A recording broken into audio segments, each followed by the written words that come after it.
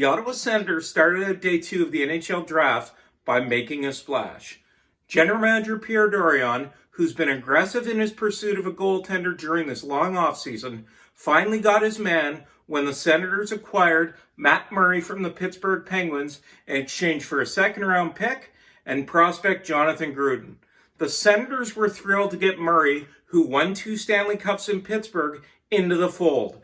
They've been after him for 6 or 7 weeks, and finally they were able to find the right fit with General Manager Jim Rutherford. Next up is a contract extension for Murray, and it is believed the Senators have already had discussions with his camp about a 3-year deal.